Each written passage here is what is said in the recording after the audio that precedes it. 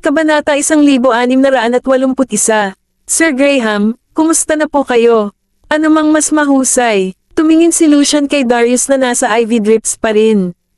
Ilang taon ko na siyang hindi nakikita. Siya tila tumatanda ng malaki. Isang ngiti sa mga mata ni Darius ang naramdaman niya ay talagang siya, mas mahusay na ngayon, sabi niya. Ano ang nagdadala sa iyo dito upang makita ako? Ito ay mahirap siguro maglakbay ng ganoon kalayo. Hindi, dumadaan lang ako sa lugar na ito at hindi ko inaasahan na ma-hospital ka, kaya nagpa siya akong sumama sa kanila, sabi ni Lucian, na nakatingin kay Arisa at sa iba. Habang nagsasalita ang mga matatanda, sina Arisa, Kingsley, at Sean, ay tumayo sa isang panig at hindi sila nag-aalinlangan. Tumigil na rin ang mga bata sa pag-aaral, at tumigil na rin sa pag-aayos ang gilid. Ngumiti si Darius at sinenyasan si William na ilipat ang isang upuan. Umupo ka na, huwag tumayo habang nagsasalita, matagal-tagal na rin mula nang ako'y huli kang nakita. Oo, noong huling beses na bumisita ka, lumabas ako at nawala kami sa bawat isa iba pa. 3 o 4 na taon na ang nakalilipas mula noon, sabi ni Lucian na nakangiti sa kanyang hinawakan niya ang kamay ni Darius na hindi nakakonekta sa IV. Ano ang nagdala sa iyo dito sa pagkakataong ito? Tanong ni Darius. May negosyo ako sa kanluran, kaya pumunta ako. Nagkataon lang na nakasalubong ko sila sa Jack Astor at lumipad dito sa eroplano nila kagabi. Plano kong bumalik mula rito. Hindi naglakas loob si Lucian upang sabihin kay Darius ang tungkol sa pag-frame ni Benjamin. Ilang taon na si Darius. Kung siya ay nagkasakit mula sa stress, magiging trahedya ito. Alam ni Darius na hindi nararapat na pag-usapan ng hayagan ang kanilang panloob na mga gawain. Ngayong nagretiro na siya, hindi na niya ito ang lugar para magtanong karagdagang alinman. So, gaano katagal mo balak na manatili this time? Dapat mong hayaan ipapakita sa iyo ni Benjamin ang paligid. Sa paglipas ng mga taon, may mga makabuluhang pagbabago at maraming nakakatuwang lugar na dapat bisitahin. Siguraduhin mong hindi ka makaligtaan. Tuwang-tuwa si Darius na makita siya at hindi niya mapigilan ang maging mas lalo pa mapag-uusap. Ganoon din ang sinabi sa akin ni Iso ngayon. Gayunman, kailangan kong bumalik ka ngayong hapon. Hindi ko lang mapigilan ang trabaho ko, sabi ni Lucian na may kasamang nakakagulat na ekspresyon. Mula nang huli siyang makita ni Darius, medyo tumatanda na rin siya. Ang trabaho ay palaging walang katapusan. Huwag kang mag-alala, o baka tapusin ang mga problema sa kalusugan. Habang tumatanda ka, susundan ka ng mga karamdaman kahit saan.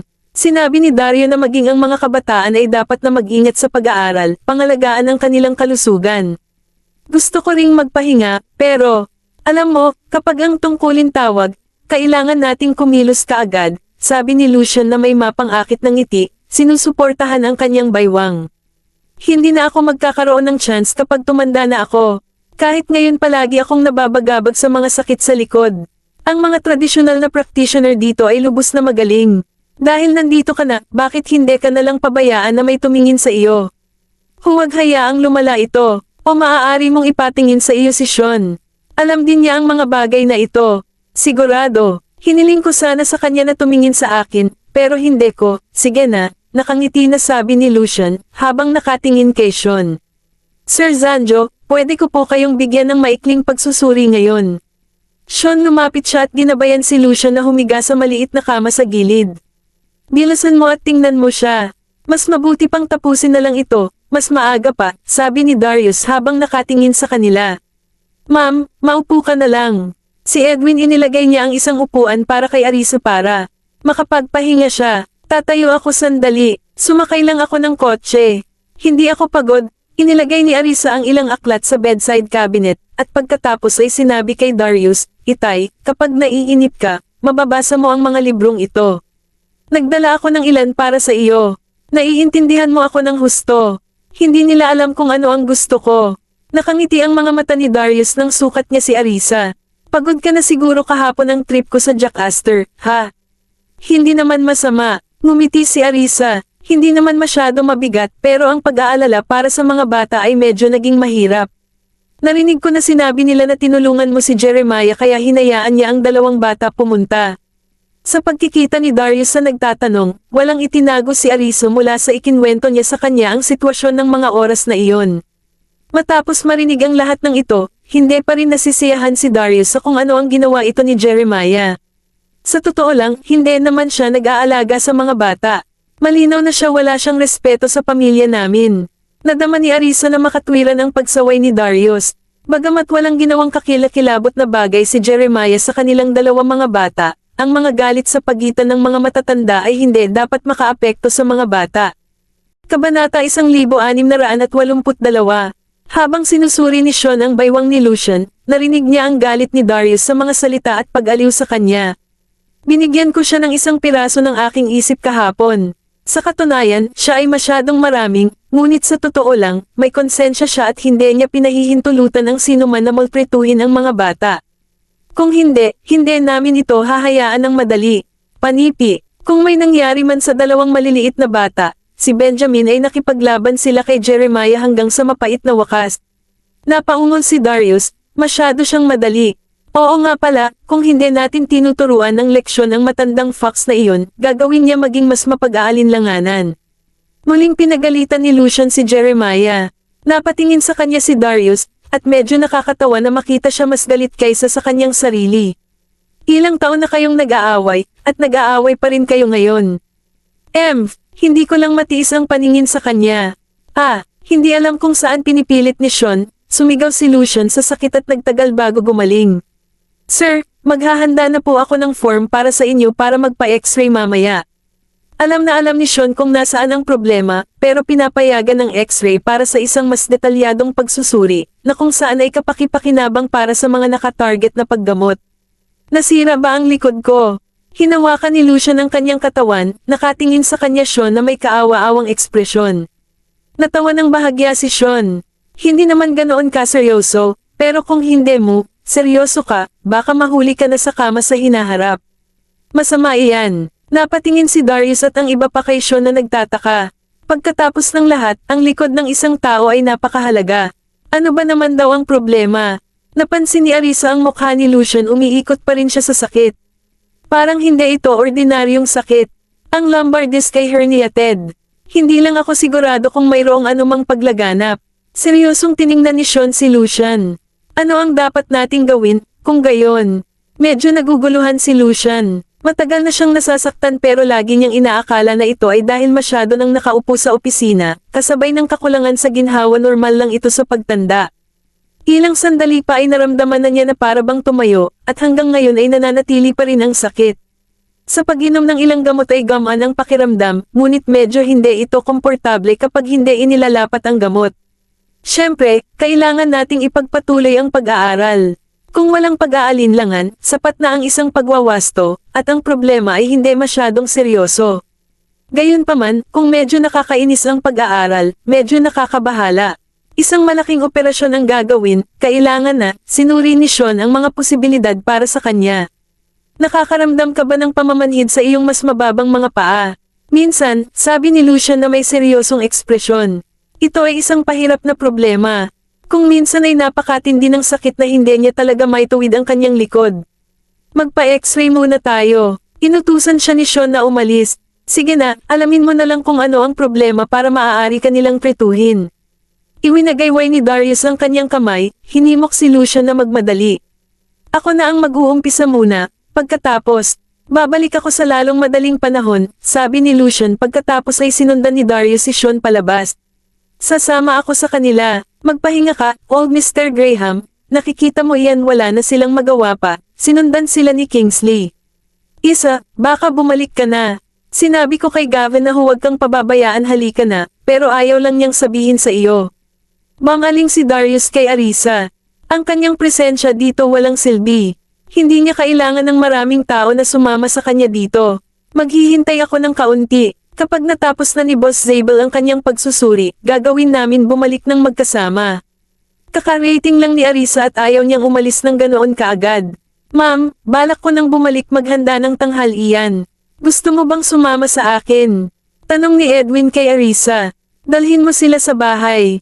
Hihintayin ko na lang si Chief Zabel, utos ni Arisa Edwin na ibalik ang mga bata. Mami, gusto na naming sumama sa iyo. Ang mga maliliit na tao ay nag-aaklas, umaasa siyang mas maraming oras ang makasama niya si Darius. Ang kotse ay hindi maaaring tumanggap ng masyadong maraming mga tao ng sabay-sabay. Ikaw guys dapat bumalik muna kay Edwin. Babalik din ako para kumain ng tanghalian.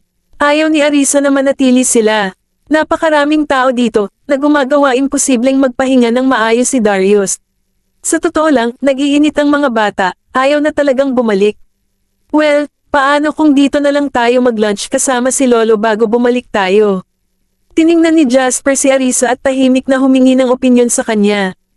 Hayaan mo silang manatili, ayos lang kung babalik sila ng kaunti mamaya. Kasama nila parang lumilipas ang oras. Gustong-gusto talaga ni Darius ang samahan ng kanyang mga apo. Sinulyapan ni Arisa si Darius at tahimik na pumayag sa kanya. Kabanata 1683. Si Lucian, kasama si Sean, ay nagpunta para magpa-x-ray. Hindi ito tumagal, matagal na silang nag-aaral dahil binigyan sila ng prioridad. Personal na pinangangasiwaan ni Sean ang proseso at inutusan ang kanyang kasamahan gumawa ng isang printout ng x-ray para sa kanya. Pagkalabas ng silid ng pagsusuri, nagtungo si Sean sa ward ni Darius. Ipinaliwanag niya ang mga bagay-bagay kay Lucian. Ang lugar na ito dito ay tumutugma sa iyong kaliwang mas mababang likod. Ito ay lubos na malubha. Alam mo, iba ito sa lahat ng iba pang mga lugar. Sinundan sila ni Kingsley ng malapit, hindi niya maunawaan ang marami mula sa isang solong sulyap. Tinignan na lang niya ang mga paliwanag ni Sean. Wala akong makitang kahit na ipakita mo sa akin. Sabihin mo lang sa akin, maaari ba itong gumaling pa rin? Wala ring ideya si Lucian tungkol sa bagay na ito. Hindi siya makagawa ng mga ulo o buntot ng x-ray film. Gusto lang niyang malaman kung ano talaga ang nangyayari. Sa kabutihang palad, walang paglaganap, ngunit ang pagkasira at luha, ay malubha. Dapat kang magpahinga ng higit pa, payo ni Sean sa kanya. Hindi ito isang kondisyon na maaaring pagalingin magdamag. Mayroon ka bang lumbar support belt? Kung hindi, maaari kitang bigyan isa o maaari mong bilhin ito sa iyong sarili. Subukang isuot ito habang ikaw ay nasa trabaho. Maaari itong makatulong na maibsan ang presyon sa iyong likod at protektahan ito. Ang tradisyonal na mga practitioner ng gamot dito ay medyo mabuti. Pupunta ako at hihilingin sa isa na magreseta sa iyo ng ilang gamot mamaya upang makita natin kung paano ito gumagana. Sa ganitong paraan, mangyaring Sean nagbago ng direksyon, na humantong sa kanila patungo sa klinika ng tradisyonal na gamot. Tingnan natin ang tradisyonal na gamot, Chief Zabel. Hindi mo dapat pumunta lamang sa anumang massage parlor dahil sa iyong kalagayan. Maaari itong magpalala sa iyong mga sintomas. Ha, ilang beses na akong nakapunta roon. Parang komportable noong naroon ako, ngunit pareho pa rin ang mga bagay-bagay nang bumalik ako, sabi ni Lucian sa pagkagulat. Ang masahe ay maaari lamang magbigay ng pansamantalang kaluwagan. Hindi ito isang lunas, dapat mong humingi ng paggamot mula sa isang lisensyadong tradisyonal na practitioner ng gamot. Agad na nalaman ni Sean na ito ay isang kaso ng isang desperado na pagtatangka upang humingi ng tulong medikal, na hindi lamang nabigo upang mapabuti ang sitwasyon ngunit din pinalalala ito.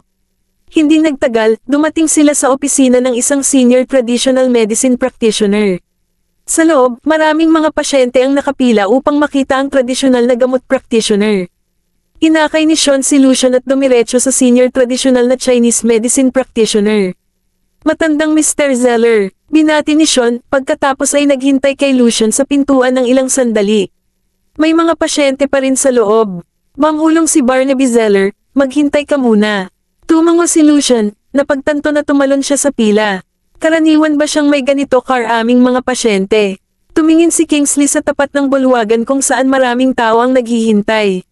Halos parang palengke, nakarating ka na rito dati. Hindi ito masama. Ang matandang Mr. Zeller ay may isang pang-araw-araw na limitasyon sa bilang ng mga pasyente na kanyang inaalagaan, kung hindi, ang bilang ay magiging mas mataas pa, sabi ni Sean na nakangiti. Ang kanyang mga pasyente ay kailangang pumila hanggang sa susunod na taon. Nag-urong ang mga lobby ni Kingsley. Ang mga hindi alam ang sitwasyon sa ospital ay akala na ang lahat ay katulad ni Sean. Si Sean ay dumalo sa mga pasyente ayon sa kanyang kalooban. Karamihan sa mga ito ay ginugol niya ang kanyang oras sa laboratorio. Pumasok ka, matapos suriin ang pasyente. Lumabas si Barnaby at tinawag sila, alam na ang taong dinala ni Sean ay hindi ordinaryong tao. Tiningnan ni Barnaby si Lucian, na parang pamilyar na parang nakita niya ito sa isang lugar dati. Sean, ito ba ang humihingi ng lunas? Kumilos si Barnaby para umupo si Lucian, pagkatapos ay tumalikod at bumalik sa kanyang mesa. Oo, dinala ko lang siya upang magpa-x-ray. Mayroon siyang herniated disc, ngunit walang paglaganap, at hindi niya kailangan ng operasyon. Naisip ko na ito ay mas mahusay kung titingnan mo siya. Siya ay nagtatrabaho ng masyadong mahirap at ipinagpaliban ang pagtingin sa isang doktor. Panipi, inilagay ni Sean ang x-ray film sa harap ni Barnaby, habang sabay-sabay na ipinapalam sa kanya ang sitwasyon ni Lucian. Tumango si Barnaby nang nakangiti, maingat na sinuri ang pelikula, at pagkatapos ay tinanong si Lucian, gaano kakatagal na nagdurusa sa sakit ng likod na ito. Noong una, medyo hindi komportable. Mas maganda ang pakiramdam ko pagkatapos ng pag-alis ng aking mga kalamnan at buto. Pero kalaunan, nag-apply pa ng gamot hindi nakatulong. Kapag naging abala ang trabaho, ang pagyuko ay mabigat, at nakatayo ay napaka-hindi komportable. Unti-unti, kahit na ang pagtulog ay naging hindi komportable. Ito ay ilang taon na ang nakakaraan, siguro 3 o 4. Binaluktot ko pa ito habang bumalik. Nagmassage ako ng ilang masahe, pero parang hindi sila nakatulong. Saglit na nag-isip si Lucian, at pagkatapos ay ibinahagi ang kanyang kalagayan sa kalusugan Barnaby. Tumango si Barnaby. Inutusan niya itong lumapit at kinuha ang kanyang pulso. May naramdaman ka bang pamamanhid sa iyong mga paa? Oo, kapag nakatayo ako ng matagal, bigla akong hindi gumagalaw. 1 taon na ang sitwasyong ito. Kabanata 1684. Dapat ay dumating ka na para makita ako ng mas maaga. Ito ay naging medyo seryoso ngayon. Napatingin si Barnaby kay Lucian at nalaman niyang hindi siya nagsasalita sa lugar accent. Masyado akong busy sa trabaho kaya wala akong oras. Wala rin akong oras alamin kung gaano ito kaseryoso. Sa araw na ito ay natagpuan ko lang ang oras. Natawa si Lucian ng tupa. Mahalaga ang trabaho, pero mas mahalaga ang kalusugan mo. Lahat kayo ay tila mas gusto mong maghintay hanggang sa maging seryoso ang mga bagay-bagay bago kumilos, na kung saan lamang komplikado ang mga bagay-bagay, binitawan ni Barnaby ang kanyang kamay. Sobra ka na sa trabaho mo, at hindi ito kayang tiisin ng iyong likod. Ito ay tulad ng isang makina. Kung ito ay tumakbo ng masyadong mahaba kung walang pahinga, mawawala ito. Ganoon din sa mga tao. Dahil sa iyong kasalukuyang mas mainam kung maglaan ka ng ilang oras para makabawi ka na karamdaman. Kung hindi, kung ipagpapatuloy mo ito, haantong lamang ito sa higit pa mga komplikasyon. Hindi ko kayang magpahinga, medyo walang magawa na sabi ni Lucian. Siya rin gusto ko sanang magpahinga at magpahinga sandali, pero hindi ito pinayagan. Napatingin sa kanya si Barnaby. Ano ang ginagawa mo para mabuhay? Nauugnay ako sa National Security Agency, sabi ni Lucian, na nagbubunyag kaunti lang. Naiintindihan ni Barnaby at hindi nagtanong ng napakaraming personal na tanong dahil wala silang kinalaman sa paggamot. Kung hindi ka makapagpahinga, subukang humiga at magpahinga ng husto hanggat maaari sa tuwing may libreng oras ka. Bigyan ang iyong likod ng mas maraming oras upang makapagpahinga. Bibigyan kita ng ilang gamot. Subukan ang mga ito at tingnan kung paano gumagana sila para sa iyo. Sa ibang pagkakataon, maaari naming ayusin ang iyong race eta kung kinakailangan. Mukhang may problema ka rin sa kidney mo ngayon. Kumusta na ang diet mo? Gutom na ako at marami akong kinakain. Nagtapat si Lucian tapat, sa kabila ng kanyang busy schedule sa trabaho, medyo sobra ang timbang niya. Naghihirap ka na sa polyphagia. Napatingin si Barnaby sa isang sulyap. Magre-reseta ako ng gamot para makatulong sa pag-aayos nito. Gayunpaman, ang panahon ng paggamot ay magiging medyo mahaba. Uminom muna ng gamot pagkatapos ay pumunta ka para sa isang check-up, at titingnan ko kung ano ang magagawa ko. Mas mainam na ibigay mo ang iyong sarili magpahinga ka muna at magpahinga sandali kung kaya mo pagkatapos nyon. Susubukan ko, nakangiti na sabi ni Lucian. Matandang Mr. Zeller, pwede ka ring maghanda ng ilang ointments at tradisyonal gamot na madalas niyang gamitin. Alam ni Sean ang likas na katangian ni Lucian. Ang mga pamahid at tradisyonal na gamot ay magiging maginhawa para kay Barnaby na gampanan ang iyong mga tungkulin. Pinag-iisipan kong magreseta ng gamot sa fumigation. Maginhawa ba iyon para sa iyo? Ang proseso ay nagsasangkot ng pagpapakulo ng gamot at gamit ang nagresultang singaw upang fumigate ang apektadong lugar, tanong ni Barnaby kay Lucian. Gaano katagal aabutin ang medical na fumigation na ito? Tanong ni Lucian bago magdesisyon kung ipagpapatuloy ba ito o hindi. Araw-araw, nag-fumigate ng 2 beses, bawat sesyon ay tumatagal ng mga 10 hanggang 10-20 minuto. Maaari mong gawin ito sa tanghali at bago matulog sa gabi para sa mas mahusay na mga resulta. Ang mga medikal na katangian, na dala ng init, ay tumagos sa isang lugar na nagbibigay ng keganhawahan, na nagbibigay ng isang nakapapawing pagod na epekto. Pakiramdam ni Lucian ay hindi ito masama, ngunit naramdaman din niya na medyo masama ito problema. Mayroon akong oras para dito, ngunit ang proseso ng fumigation ay medyo problema. Kailangan ko bang umupo sa tabi ng paninigarilyo? Hindi napigilan ni na Barnaby, at Sean na tumawa. Natagpuan ito ni Kingsley na medyo nakakatawa at sinabi kay Lucian, maaari kang bumili isang pasadyang kama na ginawa. Ang mga medikal na kagamitan ay napakamaginhawa ngayon. May mga magagamit ang mga upuan na may mga seksyon na naka-hollow out para sa mas mababang likod. Kahit na ikaw huwag bumili ng isa sa mga iyon, maaari mo lamang gamitin ang regular na upuan na kawayan na kinauupuan mo araw-araw.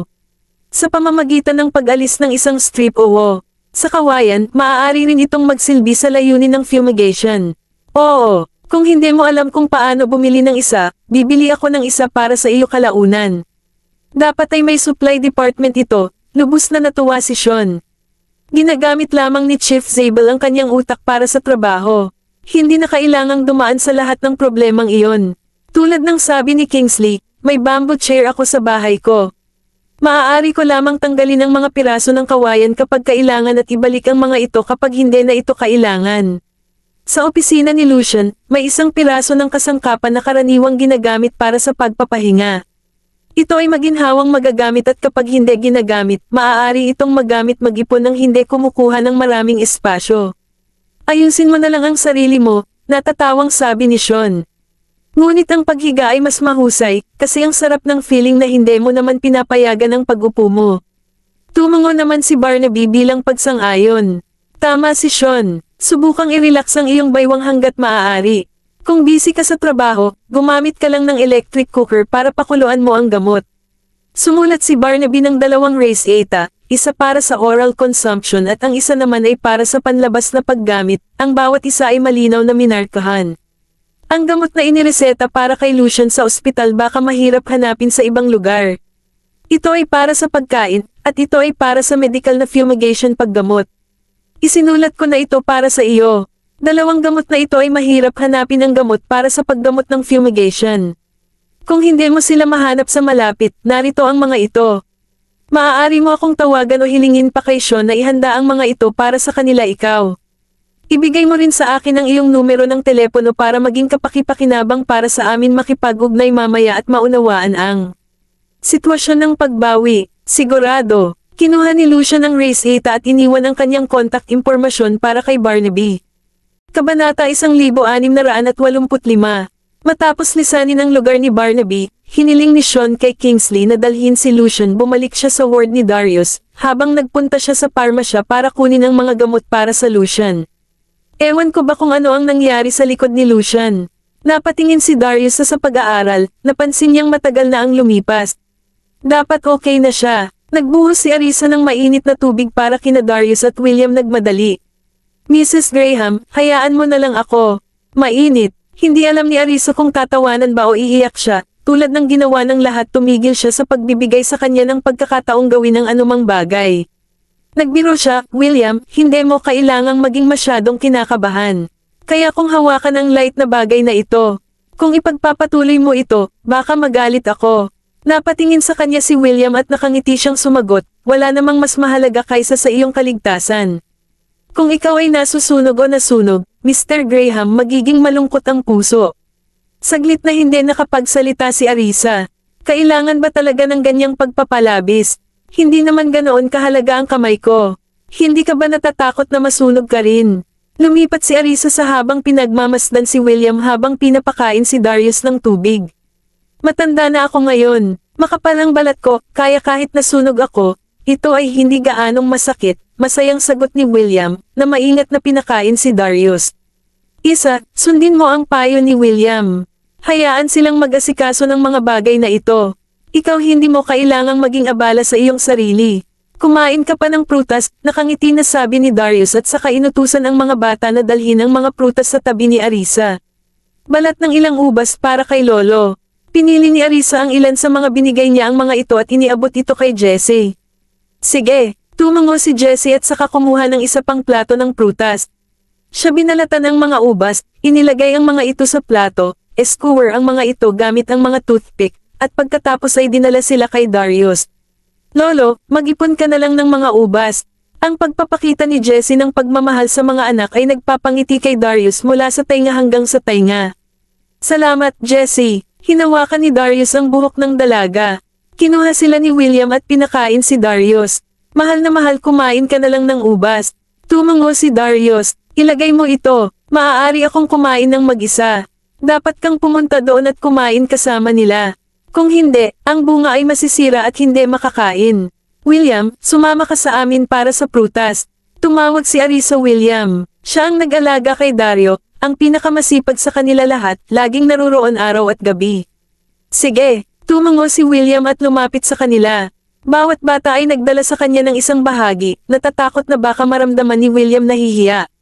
Mr. William, kumain ka pa. Ikaw ang nagtrabaho ng husto, alagaan mo si Lolo. Napatingin si Jessie kay William na may nakangiting-ngiti. Siya ay naging lubos marami para sa kanya, kahit na punuin ang isang plato. Nang makita ito ni William, labis na natuwa si William. Salamat, ang mga bata ay maaaring tumigil punuin ang plato ko. Mas marami pa akong makukuha kapag tapos na akong kumain. Inosenteng nagtawanan ang mga bata. Lahat ay nasisiyahan sa pagkain ng kanilang prutas, nakikipag-usap sa labas, lumilikha ng husto isang buhay na kapaligiran. Halos walang laman ang IV drip. Gavin, pindutin ang pindutan ng tawag sa ipatawag ang nurse upang baguhin ito, utos ni Arisa kay Gavin, na napansin na ang pagtulo ni Darius ay halos naubos. Okay, sagot naman ni Gavin. Malapit na sana siyang mag-ipon ng kampanilya, pero si Jasper mas mabilis siyang nagmamadali at hinalikan niya ang kanyang kapatid. Oo nga pala, mas mabilis ako sa'yo. Sabi ni Jasper kay Gavin. Na may pagmamataas ngumiti. Natawa si Gavin, nagpas siyang huwag makipagtalo sa kanya, at marahang hinaplos ang kanyang ulo. Bumalik ang magkapatid para mag-enjoy ng prutas kasama ang iba. Mabilis na dumating ang nurse, sinulyapan ang IV drip, at agad na pinalitan gamit ang isang bagong bote. Dapat dahan-dahan ang pag-aayos na ito. Huwag mo na lang yan, yung pinayuhan ng nurse ang mga miyembro ng pamilya bago siya umalis. Sige, tumango si Arisa. Muli niyang tiningnan ang mga bata. Bagamat alam niya ang mga ito, ewan ko ba, napilitan pa rin siyang magpaalala sa kanila. Huwag mo itong hawakan, okay. Okay, Mommy. Sabay na sagot ng mga bata, na nag-uugali ng maayos. Kabanata 1686. Dinala ni Kingsley si Lucian pabalik sa kanya, at nang makita silang kumakain, siya rin sumali. Punong Zabel, umupo ka na lang at kumain ka ng prutas, tawag ni Arisa lumabas kay Lucian. Kusang loob na inalok ng mga bata ang kanilang mga upuan kay Lucian. Old Mr. Zabel, Mr. Watts, maupo ka na. Ang malambot lalo na ang mga bata ay nasisiyahan sa mga kotse. Sige, nakangiti na sabi ni Lucian, habang hinahaplos ang kanilang mga ulo magiliw. Pare, nag-x-ray ka na ba? Nag-aalala na tanong ni Darius sa kanyang pagbabalik ay sabik na malaman ang sanhi ng pananakit ng kanyang likod. Mayroon ako. Dinala pa ako ni Sean sa isang tradisyonal na medisina practitioner. Inireseta niya ako ng maraming gamot, kukunin ko ito sa parmasya kapag ako ay bumalik ka, sagot ni Lucian. Hindi naman seryoso, di ba? Napatingin sa kanya si Arisa. Kung hindi siya sa totoo lang, hindi niya napansin ang sakit ng likod niya. Sabi ni Mr. Zeller, medyo seryoso siya. Kailangan kong kumuha ng ilan, sige na nga, magpahinga ka na lang, tapos magpahinga ka na. Sabi ni Lucian, tiningnan niya si Arisa at nakita ko ang lahat ng nakatingin sa kanya na may halong pakikiramay. Iniwan siya nito sa isang estado ng kasiyahan at kawalan ng magawa. Hindi ito tulad ng nakakatakot tulad ng iniisip ninyong lahat.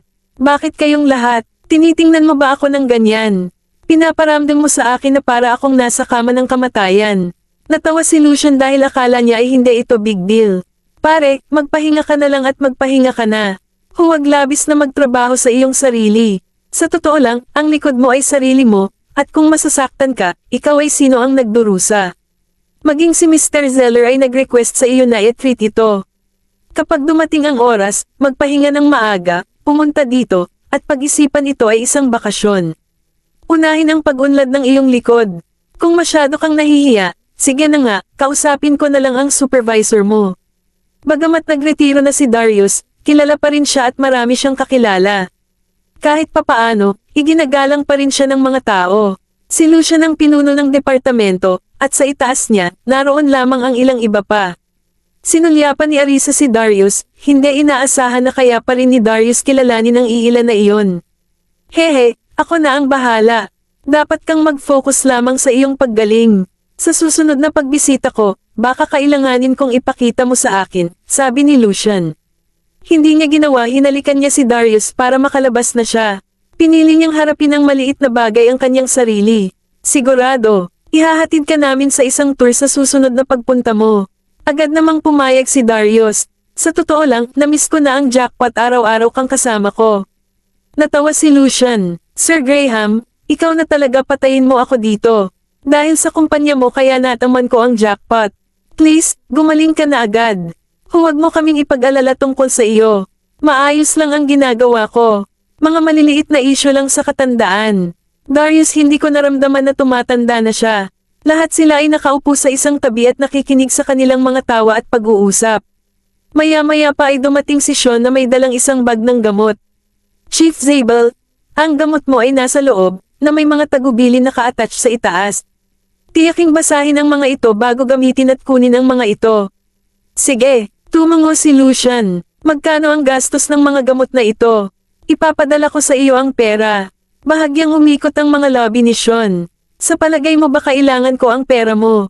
Bukod dito, wala namang sinisingil sa akin ang ospital. Ito ang aking sariling ospital. Sa palagay mo ba ay gusto mo bang makinabang sa maliit na sweldo mo? Eksakto. Hindi mo na kailangang ilipat ang pera. Lucian, tinatrato mo ba parang mga estranghero tayo? Pinagalitan ni Darius si Lucian na may mahigpit na mukha. Hindi. Old Mr. Graham. Nagkamali ako. Hindi ko ito babanggitin higit pa. Napahiya si Lucian. Napasinghap si Darius. Napatingin sina Sean at Kingsley kay Lucian na nakangiti. Napatingin si Lucian sa kanilang dalawa. Halos tanghali na. Dapat kayong lahat ay bumalik. Hindi na kailangan bantayan mo ako. Isama mo si Lucian sa bahay. Siguraduhin na handa ng maayos ang tanghalian. Masiyahan sa isang masarap na pagkain sa bahay. Sinabi ni Darius kay Arisa, at pagkatapos ay iwinagayway ang kanyang kamay, inaanyayahan silang lahat na umuwi na. Sige, tumango si Arisa kay Darius, at bamaling kay Lucian. Punong, Zabel, balik na tayo. Halos tanghali na. Pag-uwi nila, ito na ang tamang panahon para tanghalian.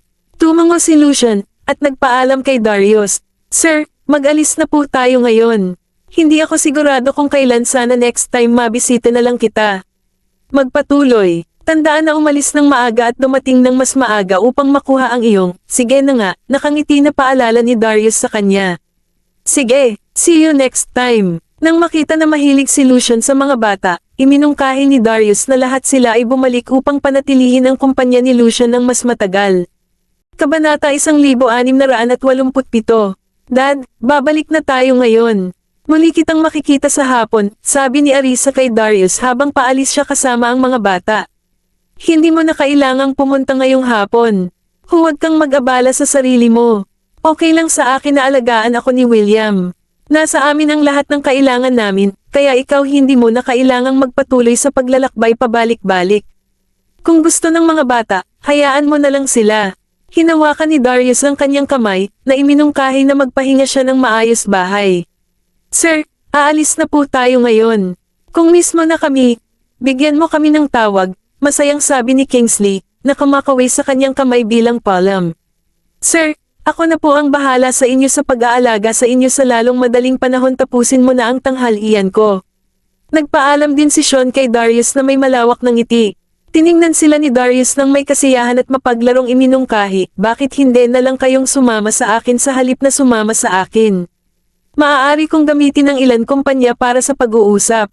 Hehe, kailangan pa rin nating samahan si Chief Zabel.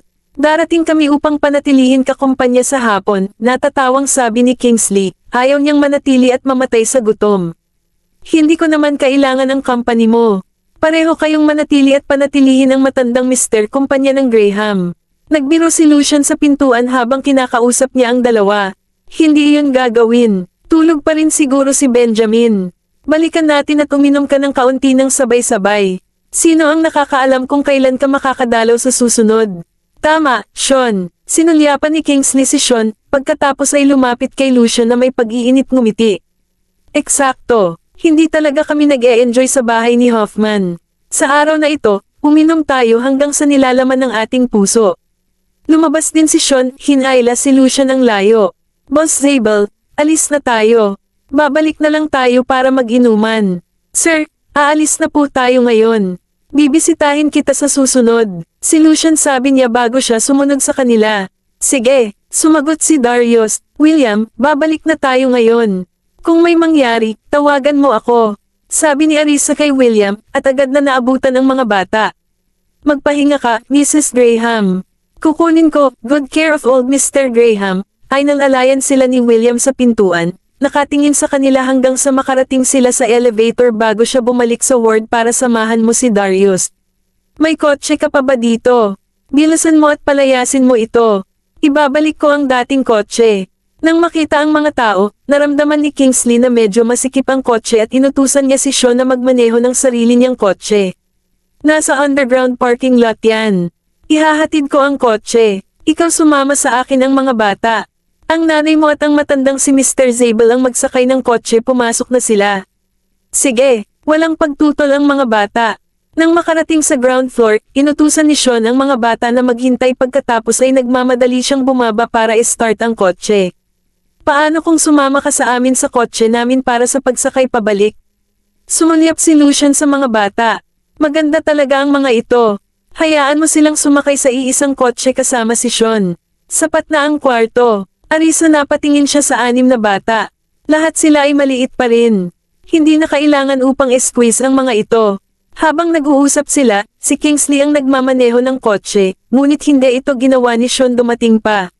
Sir Arisa, sumakay ka na sa kotse. Bumalik muna. Sean ay narito sa lalong madaling panahon, tinawag sila ni Kingsley, at ibinaba ang bintana ng kotse. Sir Zabel, sumakay na tayo sa kotse. Maaari silang maghintay dito para sa isang habang. Inanyayahan ni Arisa si Lucian na sumakay muna sa kotse.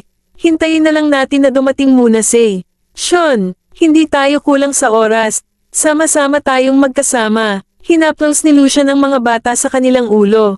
Matandang Mr. Zabel, okay lang na maghintay tayo dito. Walang magkidnap sa atin. Si Mr. Bailey ay darating dito sa lalong madaling panahon, sabi ni Jasper na nakangiti. Bumaba si Kingsley sa kotse at lumapit upang buksan ang pinto para sa kanila. Pumasok muna. Ikaw ba, Oliver? Kinumpirma ni Lucian habang nakatingin kay Jasper. Ngumiti si Jasper at ang iba pang mga bata. Matandang Mr. Zabel, ako si Oliver. Siya si Jasper. Inayos ni Oliver ang kanyang salamin. Natagpuan niya na nakakagulat na maaaring magkamali si Lucian sa kanyang pagkakakilanlan dahil sa kung gaano siya nakikilala. Oh, kaya ikaw si Oliver. Nagsusuot ka ng salamin. Natawa si Lucian tupa. Bakit ka naging malapit sa paningin sa murang edad? Masyado na siyang nakatitig sa computer. Natawa si Jasper habang sinulyapan niya si Oliver. Hindi niya binanggit ang kanyang mga gawi sa paglalaro. Kabanata 1688. O mahal, dapat mo talagang bawasan ang paggamit ng iyong computer at telepono. Ito ay lubos na nakakapinsala sa iyong mga mata. Sinulyapan sila ni Lucian, napansin na si Oliver lamang ang nakasuot ng salamin, samantalang ang 5 pa ay hindi. Ngayon, ang mga bata ay gumugugol ng labis na oras sa kanilang mga telepono at computer, madalas na abala sa paglalaro. Ang mga larong ito, komplikado sapat upang makalito ang mga matatanda, ay mabilis na pinagkadalubhasaan nila. Naglalaro sila mula umaga hanggang gabi. Matandang Mr. Zabel, mag-iingat tayo. Tumango sina Gavin at Timothy bilang tugon. Maganda pa rin ang kanilang paningin sa sandaling ito, ngunit hindi nila magagarantiyahan na hindi sila magiging malapitan sa hinaharap. Ngumiti si Arisa, nakatingin sa kanila. Narinig ninyo iyan, hindi ba? Gumugol ng mas kaunting oras sa mga computer at telepono. Alam ni Arisa na naglalaro sila ng may katamtaman at nagtakda siya ng mga limitasyon sa oras para sa kanila. Gayunpaman, hindi siya sigurado kung nagkukubli sila ng dagdag na oras ng paglalaro. Minsan, ang mga bata ay hindi lamang naglalaro, ngunit nagcoding sila, at iyon ay isang bagay na natagpuan niya na mahirap paghigpitan. Inay, dumating na ang kotse ni Mr. Bailey. Dapat kang magmadali at pumasok. Sa takot na magpatuloy siya sa pag-aaway, itinuro ni Zachary ang kotse ni Sean, pagkatapos ay naglakad ng kaunti pa. Ang 5 iba pang mga bata ay nagsalitan din sa pagsasabi kay Arisa na sumakay sa kotse bago sumunod kay Zachary. Si Arisa ay nahuli sa pagitan ng tawa at luha, hindi pa rin alam na balak nilang tumakas. Hindi pa itigil ang kotse. Huwag kang masyadong malapit, sigaw niya, nakatuon ang kanyang tingin sa mga bata. Sina Lucian at Kingsley ay nakatayo roon, nakatingin din sa mga bata. Maayos na ipinarada ni Sean ang kotse, binuksan ang mga pinto, at ibinaba ang mga bintana, at tinawag ang mga bata na pumasok. Nang makita na hindi pa umaalis si Arisa at ang iba pa, sumandal siya ng kaunti at nagtanong, bakit hindi pa kayo umalis? Hinihintay ka namin. Natawa si Kingsley, pagkatapos ay bumaling kay Arisa at Lucian. Pumasok ka na ngayon. Nasa kotse na silang lahat. Nag-aalala ka pa ba? Napatingin si Kingsley sa dalawa. Natawa si Lucian, at sinabihan si Arisa na sumakay muna. Nang walang karagdagang ado, sumakay si Arisa sa kotse. Lumipat siya sa kabilang panig ng pinto ng kotse, at si Lucian ay sumakay din sa kotse. Pagkatapos lamang ay isinara ni Kingsley ang pinto ng kotse at mabilis na naglakad sa paligid mula sa harap ng kotse upang magmaneho. Umupo ka ng mahigpit, pabalik na tayo, sabi ni Kingsley, na tumalikod habang ikinabit niya ang kanyang seatbelt. Halika na, sabi ni Lucian. Pagkatapos lamang ay muling sinimulan ni Kingsley ang kotse at nagmaneho palabas ng ospital. Nang makita silang umalis, pinaalalahanan ni Sean ang mga bata, nakafasa na ba kayong lahat ang inyong mga sinturon ng upuan? Isinara niya ang pinto ng kotse bago tumapak sa gas, at hinabol kay Kingsley. Oo, mayroon kami, sagot ni Gavin kay Sean matapos suriin ang kanyang mga nakababatang kapatid. Sige, umuwi na tayo. Sinundan ni Sean ang kotse ni Kingsley, na nagpapanatili ng isang tiyak na distansya. Ang dalawang kotse ay nagtungo sa tirahan ni Graham sa Yaleview. Sa loob ng kotse sa unahan, nakatanggap si Arisa ng tawag mula kay Jeremiah at sandali siyang natigilan. Hindi ba niya ako binigyan ng 3 araw para pag-isipan? May problema ba sa system? Sa totoo lang, ayaw niyang sagutin ang video call na iyon. Nagatubili siya sandali bago sa wakas ay kinuha niya ito. Sir Villar, ano po ba ang kailangan niyo sa akin? Arisa, hindi na pamilyar sa kanya, diretso siyang tinanong. Ginawa ni Arisa ang lahat ng makakaya niya para. Anggulo ang kanyang telepono sa paraang siya lang ang nakita niya sa frame, maingat na huwag isama si Lucian. Wala nang marami, bumalik na kayo sa Delmore, tama. Mula kagabi ay alam na ni Jeremiah na ligtas silang nakarating sa Delmore. Sa hindi malamang kadahilanan, gusto lang niyang kinausap niya si Arisa kaya naghanap siya ng dahilan para tawagan siya. Sa mga sandaling iyon, nang makita niya ang pamilyar na mukha ni Arisa minsan muli, isang alon ng kagalakan ang hindi maiwasang umakyat mula sa kaibuturan ng kanyang puso. Ito ay isang hindi masabi na kagalakan na natural na dumating. Bigla na lang naalala ni Arisa nang lisanin nila ang bahay ni Hoffman kagabi, sinabihan sila ni Jeremiah na tawagan siya nang makarating sila sa Delmore. Nakatulog na siya nang bumalik siya, kaya syempre hindi siya tawagin mo na lang si Jeremiah. Sa pag-alis lang ni Jeremiah ay wala siyang naramdaman, tinawagan din siya ng iba. Kabanata 1689. Humingi ng paumanhin si Arisa, hindi niya direktang nakilala ang tingin ni Jeremiah. Nakauwi na kami kagabi, pasensya na, Commander Hoffman. Huli na kaming bumalik, nakatulog na ako at nakalimutan kong ipaalam sa iyo ang tungkol dito. Naisip ko, ayos lang, nagtatanong lang ako, hanggat ikaw bumalik na ang mga lalaki, iyon lang ang mahalaga. Nanalo si Jeremiah sa Arisa katapatan. Hinawakan ni Arisa ang kanyang ilong, medyo nahihiya. Sa katunayan, kakaiba ang pakikipag-usap kay Jeremiah. Sa normal na sitwasyon, nag-video call lang siya, pamilyar na mga kaibigan at pamilya. Isang araw pa lang niya nakilala si Jeremiah, pero sigurado siyang hanggang sa napatingin si Jeremiah sa iba. Isa, kumain ka na ba ng tanghalian? Napatingin sa kanya si Jeremiah masi-masi.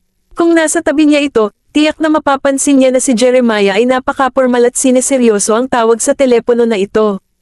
Medyo kinakabahan pa rin siya, natatakot na baka hindi sumagot si Arisa ang kanyang tawag. Hindi ko pa nagagawa, malapit na akong umuwi para kumain ng tanghalian. Kumain ka na ba, Commander Hoffman? Tanong ni Arisa, para lang maging mabait. Hindi pa panahon para kumain ako. Pauwi ka na ba? Napansin ni Jeremiah kanina na tila nasa loob siya ng kotse. Ilang taon na siyang nag-aaral, kaya tiyak na nagmamay-ari siya matalas na kasanayan sa pagmamasid. Oo, hindi na nagsalita si Arisa, gusto niyang tapusin ang tawag. Nabalitaan ko na nagkasakit si Mr. Graham. Kumusta na siya ngayon? Gagawin ko bisitahin mo siya kapag kaya ko.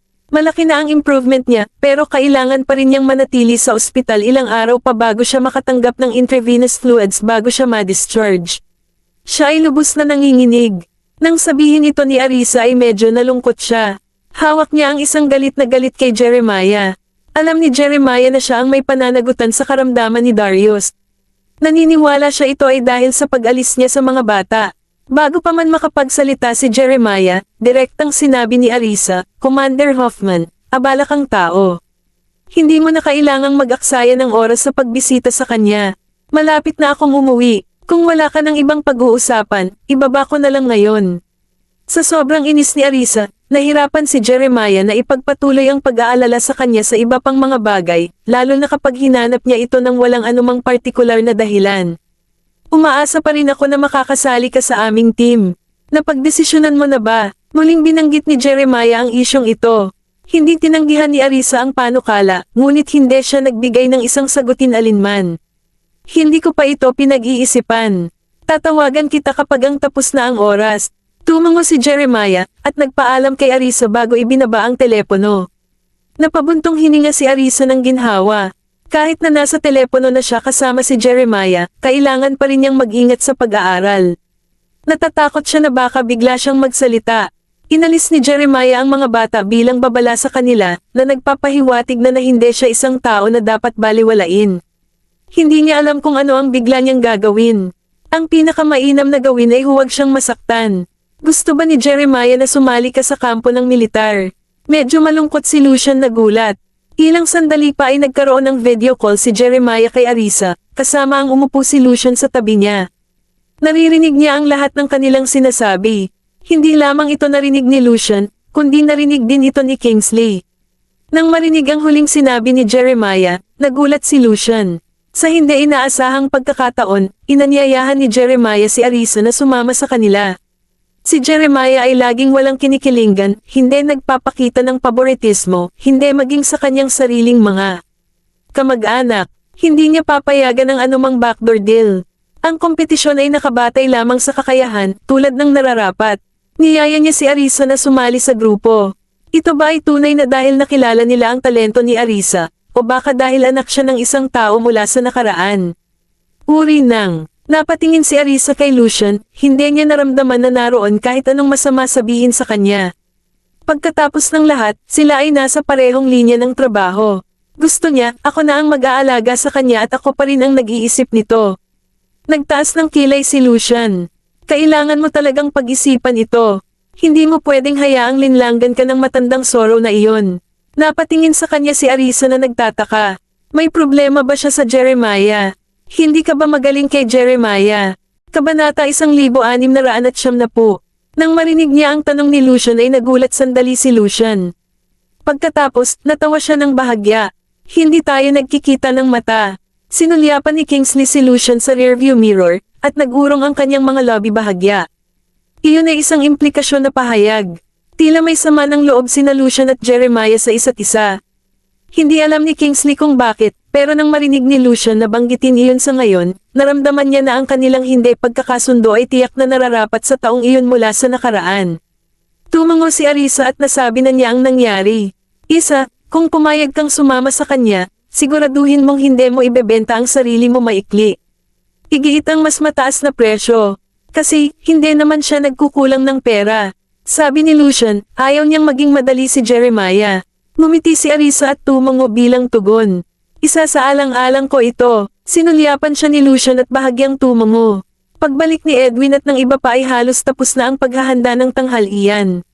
"Ma'am, malapit na po ang tanghalian. Isang ulam lang ang kulang sa amin.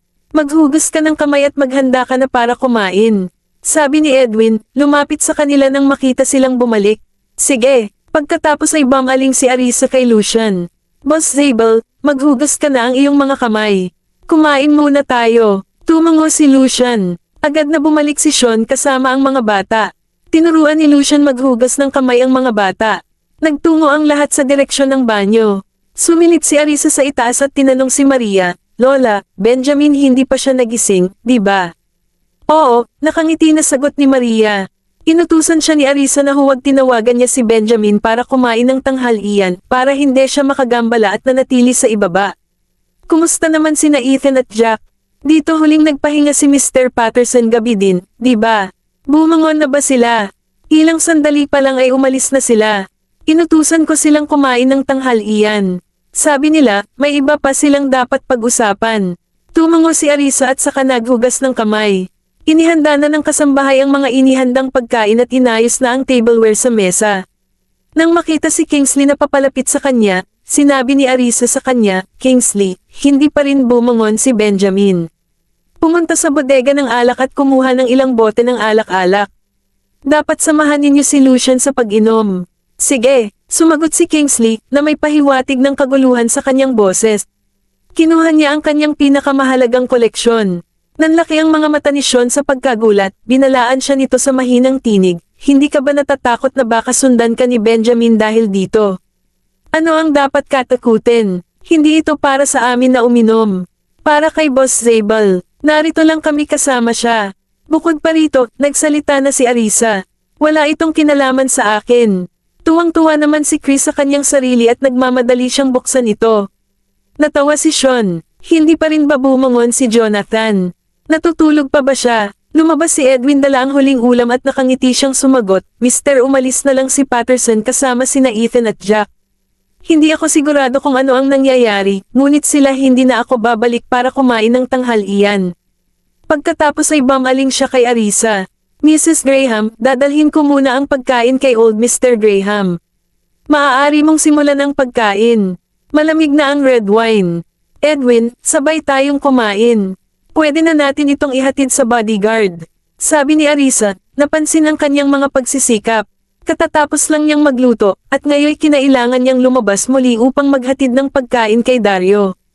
Ito ang magpapaliban sa kanyang sariling oras para sa isang pagkain. "Huwag kang mag-alala, babalik ako bago mo ito malaman. Maaaring hindi mo man lang tapos ka nang kumain." Pumasok si Edwin sa kusina at inilabas ang nakaimpake na lunchbox. Maglaan ng oras at tangkilikin ang pagkain kasama si Chief Zabel at uminom ng higit pa. Kung kulang ang pagkain, hilingin sa kanila na magluto pa ng ilang pinggan. Dahil dito, agad na isinugod sa ospital si Edwin. Dumating si Lucian sa dining room kasama ang mga bata, para lang sulyapan mabilis na umalis si Edwin. "Hindi ba kumakain si Edwin?" Tanong niya ng malakas. "Ako ay sana makasama ko siya sa pag-iinom." Naghahatid ng pagkain si Edwin kina Tatay at William. "Boss Zabel, mangyaring magkaroon ng isang upuan. Kumain muna tayo," sabi ni Arisa. Kumuha ng upuan si Timothy para kay Lucian. "Lumang Mr. Zabel, mangyaring maupo ka na."